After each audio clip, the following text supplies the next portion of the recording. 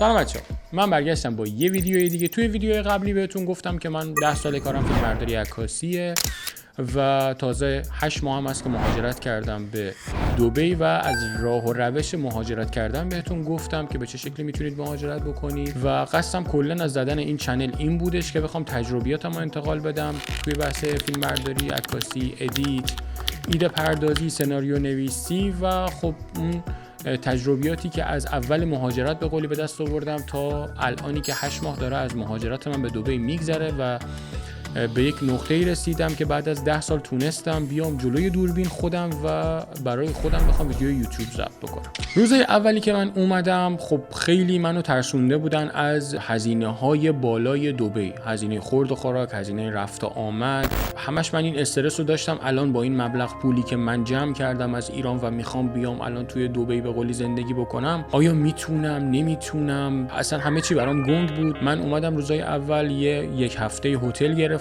هتل ایبیس فکر کنم، آره یه هتل زنجیره‌ای به نسبت خوبی بود و گفتم برم دنبال کارهای ثبت شرکتم رو انجام بدم به سرعت. همش استرس، چون خاطرات و استرس های قبلی همراه من بود.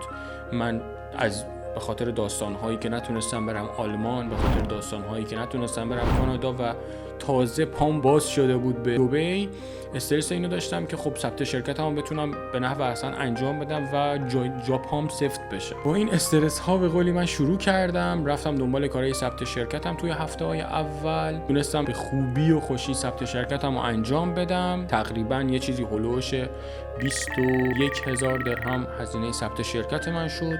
ثبت شرکت همون استودیویی که به قولی من داشتم، فیلمبرداری عکاسی، چون قصدم این بود که اومدم دبی هم همچنان کار خودم رو ادامه بدم. بعد از یک هفته که هتل من داشت تموم میشد، آخرین روزهای هتل من بود، اولین هتلم، داشتم میگشتم توی اپلیکیشن‌های مختلفی که به معرفی کرده بودن، دوبیزل، بیوت و کلی اپلیکیشن. دیدم واقعا اون چیزی که بهم میگفتن با اون چیزی که وجود داره زمین تا آسمون فرق میکنه. به من گفته بودن تو بیای توی دبی با 3000 درهم میتونی به صورت یک ماه خونه بخوای بگیری و اینا. ولی خب اتفاقی که افتاد این که یه هتل که آشپزخونه هم داشته باشه، چون گفتم هزینه‌های خورد و خوراک یکم ترسناک بود، گفتم برای خودم حداقل غذا درست کنم و اینا یکم هزینه‌ها رو بخوام صرفه جویی بکنم. یک هتل آشپزخونه دار تقریبا یه چیزی هولوش 5800 درهم مینیمم به قول یه جای خوب پام در می اومد. اصلا اون چیزی که براش برنامه‌ریزی کردم نبود، اصلا اون چیزی که می‌خواستم و باجتی که من براش کنار گذاشته بودم نبود و گشتم یه هتل پیدا کردم با مبلغ پایین‌تر. خب یکم دور بود، رفتم هتل رو دیدم و اون روزی بود که من واقعا هتلم تموم شده بود، یعنی کشید کار به آخرین لحظات. چمدونام دستم بود، رفتم هتل جدید و گفتم خب میگیرم این هتل رو دیگه، حالا مجبورم بالاخره میگیرم و رفتم اونجا. رفتم اتاقم نگاه کردم، آشپزخونه هم داشت، ولی مبلغی که به من با تسک گفت، یعنی با مالیات، خب خیلی بیشتر از اون چیزی میشد که من براش برنامه‌ریزی کرده بودم، تقریبا 2 برابر از اون چیزی که من براش برنامه‌ریزی کرده بودم. دیدم خب نمیشه واقعا. اومدم توی لابی هتل نشستم و من شبش جایی رو نداشتم که بخوام دیگه بمونم، یعنی من بودم و لابی اون هتلی که توش نشسته بودم و توی اون لحظه با خودم اینجوری شدم که تا الان همه کاراتو خودش اوکی کرده، از الان به بعدم خودش اوکی میکنه، فقط کافیه بسپاری بهش. یعنی یه جورایی این توی دلم اومد و گفتم بذار برم دوباره توی اپلیکیشن بیوت و بگردم، شاید یه دونه دیگه پیدا کردم. شاید باورتون نشه، آخرین اون کورسوی امیدی که میگن دقیقاً اونجا بود برای من اتفاق افتاد. یه هتلی دیدم توی کرامه کنار ایستگاه مترو برجمان. گفتم خب برم اونجا رو ببینم، چون توی عکساش خیلی تمیز بود، تمیزتر از اون چیزی که من دیده بودم توی اون هتلی که بودم نشسته بودم تو لابیش. رفتم اونجا و اصلا با اون صحنه‌ای که فکرشو نمی‌کردم روبرو شدم. به شدت هتل تمیزی بود، به شدت هتل خوشگلی بود، به شدت خوشجا بود، چون روزای اولی که خب ماشین که نداری. مطمئناً انقدر منو ترسونده بودن از اینی که هزینه کرایه تاکسی توی دبی به شدت بالاه که نمیدونستم باید چیکار بکنم. گفتم حداقل یه جایی باشه نزدیک مترو باشه و این پیاده شاید 2 دقیقه با ایستگاه مترو فاصله داشت و از همه لحاظ به قولی پرفکت بود. هتل تمیز، لوکیشن عالی، همه چیز اوکی بود دیگه. آقا هیچی، من اون هتل رو مجبور شدم با همون 5000 و تقریبا 700 درهم بگیرم، چاره دیگه ای نداشتم و گفتم که دیگه آقا یا بخت و اقبال دیگه، میریم تو دلش به قولی شروع میکنیم به کار کردن، یه جوری گلیممون رو به قولی از آب میکشیم داشتیم بیرون اون هتل رو گرفتم و تازه اینجا داستان شروع شد. من با خودم نزدیک به 3 تا برگه آچار، شماره تلفن پشت رو برده بودم که فقط باهاشون تماس بگیرم و بگم من اومدم دبی، حالا کارهای ثبت شرکتم تموم شده، جاپام سفت شده، اومدم دبی و دنبال کار میگردم، میخوام کار بکنم، این تجهیزاتو دارم، این سوادو دارم، این تجربیاتو دارم و شروع کنم به کار کردن. شاید باورتون نشه 3 تا برگ آچار پشت رو من تماس گرفتم و فقط 5 نفر جواب تلفن منو دادن. اینجا بود که یکم برام همه چی ترسناکتر از اون چیزی که باید میبود شد و از اون 5 نفر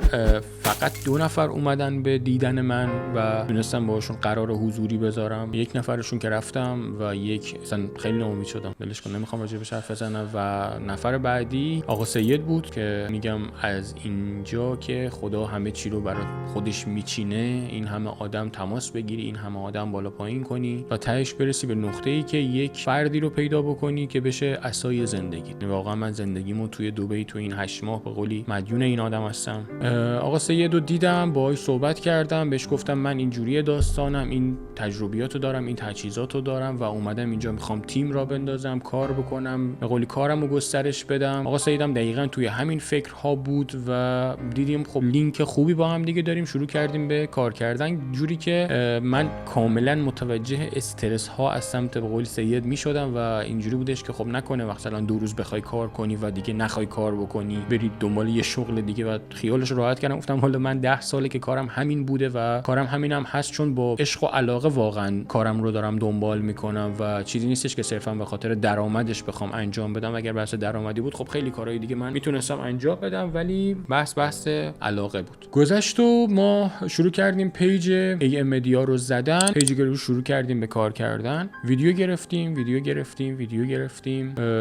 و همچنان درآمدی این وسط برای من وجود نداشت. حالا سید جای کار میکرد ولی برای من همچنان درآمدی وجود نداشت و روزانه داشت این پولی که من همراه خودم برده بودم کمتر و کمتر میشد و هیچ ورودی به قول من نداشتم. یه 10-15 روزی گذشت و ما همینجوری داشتیم ویدیو میساختیم و توی اینستاگرام آپلود میکردیم. من مونده بودم و 3000 درهم، جوری که داشتم به این فکر میکردم که اگر من بخوام همین هتلی که توش هستم رو به قولی برای 1 ماه دیگه بوک کنم اصلا امکان پذیر نیست، چون منمو 3000 درهم. شنیدین یه موقعی میگن دیگه اوضاع از این بدتر که دیگه نمیتونه بشه. ساعت 3 نصف شب بود، من مشغول شوتینگ بودم، زدم صفحه مکبوک عزیزم رو شکوندم. شاید فکر کنید پیش خودتون خب یه لپتاپ دیگه، حالا مثلا خب صفحه شکست چه اتفاقی افتاد، ولی باورتون نمیشه چون که من بودم و تنها پشتوانه و تنها امیدم تجهیزاتی که با خودم آوردم. وقتی که صفحه مکبوکم شکست ساعت 3 نصف شب و به شدت زدم زیر گریه، چون دنیا توی یک لحظه برام تیره و تار شد. حس کردم که خب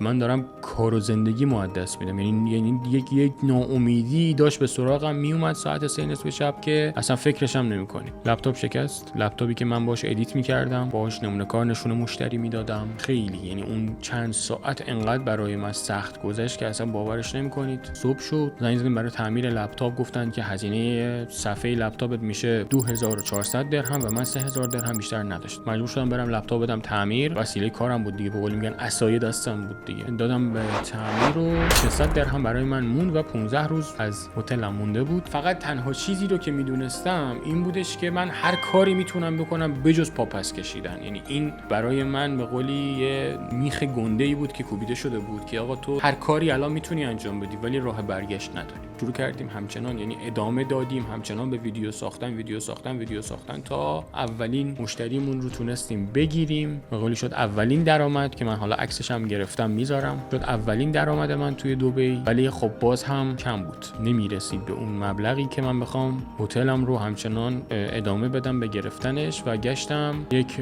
خونه پیدا کردم با مبلغ 4000 درهم سمت گسیس، همون قسیس که بهش میگن، سمت گسیس پیدا کردم. رفتم اونجا، سویتی بود خیلی کوچیک بود ولی خب تمیز بود، آشپزخونه داشت و اوکی بود و 1 ماهی هم تقریبا من اونجا بودم. ادامه پیدا کرد، ما همچنان داشتیم سعی می‌کردیم، تلاش می‌کردیم به صورت روزانه کلیپ میساختیم، به قولی میرفتیم خیلی جاها به صورت مجانی کلیپ انجام میدیم که نمونه کارهامون رو ببینن خب ما چه تجربیاتی داریم و حالا بخوام بهمون به قولی کار بدن و پروژه بخوایم بگیریم. پروژه گرفتیم همه چی خوب پیش میرفت تا یک ماه منم تموم شد. اونجا اون منطقه‌ای که من بودم چند تا بدی داشت. اولیش این بود که خب بسیار کوچیک بود خونه. دومین بدیش این بودش که خیلی دور بود. من اگه می‌خواستم برسم داونتاون تقریبا یه چیزی اولش 1 ساعت تا 1 ساعت و ربع فقط با مترو من باید میومدم تا برسم به داونتاون، برم حالا ویدیو اینا بخوایم ضبط بکنیم و کارا رو انجام بدیم. دیدم خب اینقدر فاصله هم فایده نداره. من با پولایی که جمع کردم توی اون یک ماه به این نتیجه رسیدم که باید خب بالاخره یه خونه 1 ساله بگیرم. توی اپلیکیشن‌های بایو دوبیزل نمیدونم مثل از این اپلیکیشن‌ها گشتم و یه خونه رو پیدا کردم همین جایی که حالا به قول هستم 50 و تقریبا 5000 درهم به صورت سالانه. خب که میتونستی هر 3 ماه یک بار چک بدی، یعنی 3 ماه کار کنی پولتو جمع بکنی و بخوای یه چک بدی. خب چک من تقریبا 13750 درهمه. گفتم خب اوکیه، کار میکنم در میارم اجاره‌مو میدم و این وسط دیگه حالا هر چی که اضافه اومد میشه خورد و خوراک و رفت و آمد و به قول این داستان ها. ولی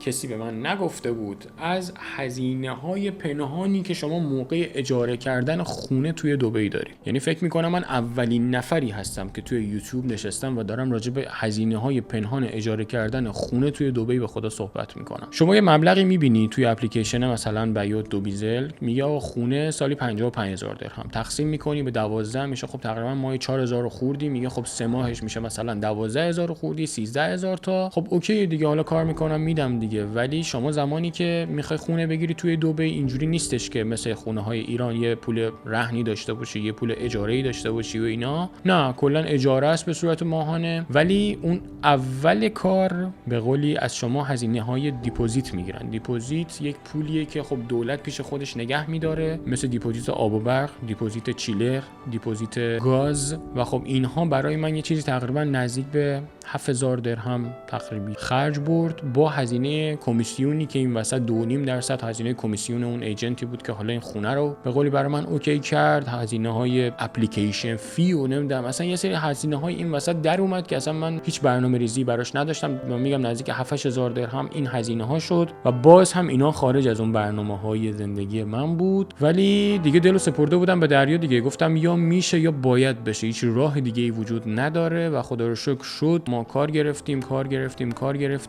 و حتی وقت نکردیم که بخوایم تبلیغات انجام بدیم از سر همون اینستاگرامی که حالا داشتیم پست براش درست می‌کردیم و از سر آشناهایی که پیدا کردیم، کانکشن هایی که اینجا خورد تا اومدیم جلو و رسیدیم به این جایی که حالا من هستم. یعنی می‌خواستم هدفم از گفتن این کلا ویدیو این بودش که این تجربیات رو می‌خواستم بهتون انتقال بدم که با حرف‌های خیلی ها واقعا نباید تو چاه برید، نباید برای خودتون فکر و خیال و وهم به قولی بسازید که نه 100% اون چیزهایی که اونا گفتن میشه. نه، قرار نیست هیچ اتفاقی بیفته مگر اینکه خودتون رو رقمش بزنی. این واقعیت زندگیه. اومدم پول جمع بکنم توی این چند ماه برای اینکه بخوام گواهینامه رو بگیرم. خب هر کسی که دبی زندگی میکنه و یه چیز راجع به دبی شنیده میدونه که و مبلغش هم مثلا مبلغ کمی نیست، از 5000 درهم تقریبا شروع میشه تا 15000 درهم که حالا شما بخوای وی آی پی بگیری. و داشتم پول جمع میکردم برای گواهینامه که از ایران به من خبر دادن که آقا سال به قول آتلیه رسیده باید تمدیدش بکنی و خب اون ساب ملک میخواد 200 میلیون بذاره رو هزینه اجاره و